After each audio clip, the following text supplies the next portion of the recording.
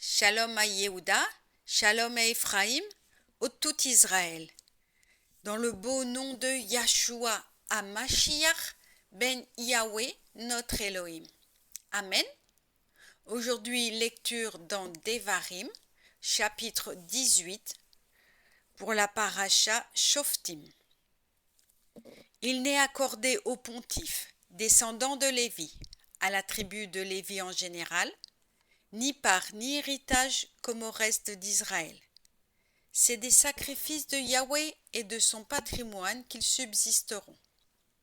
Ils n'auront point d'héritage au milieu de leurs frères, c'est Elohim Yahweh qui est leur héritage, comme il le leur a déclaré.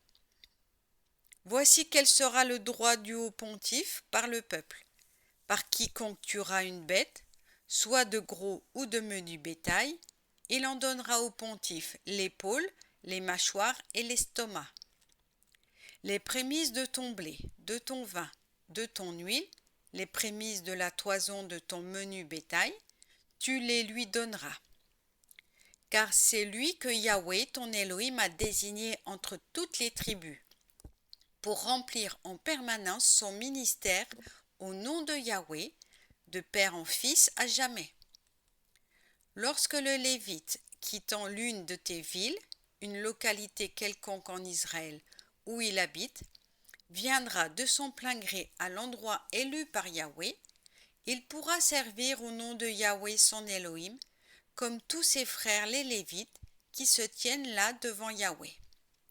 Il jouira d'une portion égale à la leur, indépendamment de ses ventes sur les biens paternels. Quand tu seras entré dans le pays que Yahweh ton Elohim te donne, ne t'habitue pas à imiter les abominations de ces peuples-là. Qu'il ne se trouve personne chez toi qui fasse passer par le feu son fils ou sa fille, qui pratique des enchantements, qui s'adonne aux augures, à la divination, à la magie, qui emploie des charmes, qui ait recours aux évocations ou aux sortilèges, ou qui interroge les morts. Car Yahweh a horreur de quiconque fait pareille chose, et c'est à cause de telle abomination que Yahweh ton Elohim dépossède ces peuples à ton profit. Reste entièrement avec Yahweh ton Elohim, car ces nations que tu vas déposséder ajoutent foi à des augures et à des enchanteurs. Mais toi, ce n'est pas là ce que t'a départi Yahweh ton Elohim. C'est un prophète sorti de tes rangs, un de tes frères, comme moi, que Yahweh ton Elohim suscitera en ta faveur. C'est lui que vous devez écouter.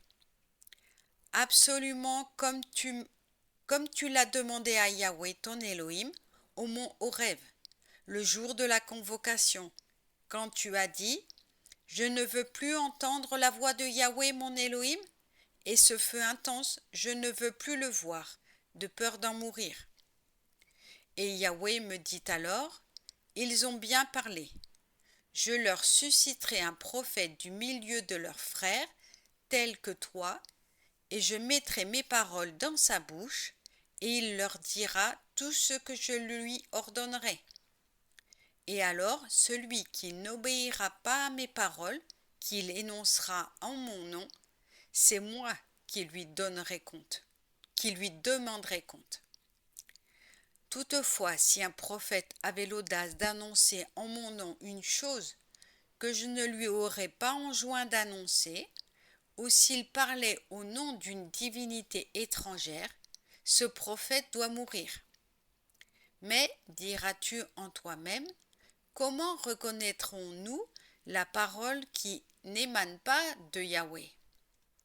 Si le prophète annonce de la part de Yahweh une chose qui ne saurait être ou qui n'est pas suivie d'effet, cette annonce n'aura pas été dictée par Yahweh. C'est avec témérité que le prophète l'a émise. Ne crains pas de sévir à son égard. Amen.